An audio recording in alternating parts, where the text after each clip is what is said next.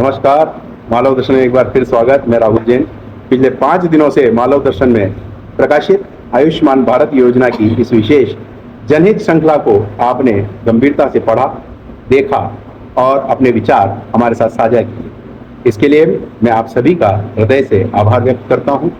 इस श्रृंखला में हमने व्यवस्था, डिजिटल निगरानी, पैकेज प्रणाली, मरीज तक पहुंचने की प्रक्रिया और जवाबदेही जैसे महत्वपूर्ण पहलुओं पर तथ्य आधारित प्रश्न उठाए।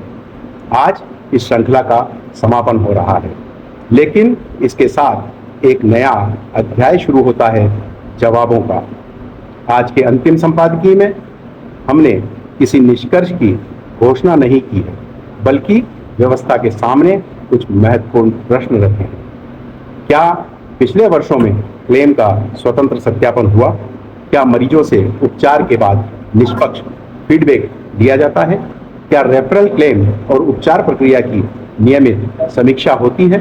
और सबसे महत्वपूर्ण, क्या जिला स्तर पर यह पूरी तरह सुनिश्चित किया जा सकता है कि योजना के अंतर्गत स्वीकृत प्रत्येक दावा और प्रत्येक उपचार निर्धारित नियमों के अनुरूप है?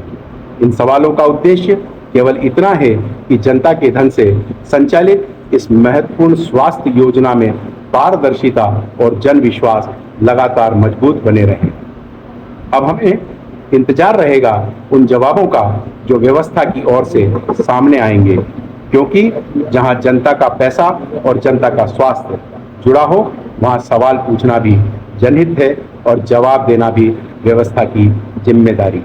आप सभी का एक बार फिर धन्यवाद कि आपने इस पूरी श्रृंखला को अपना समय दिया।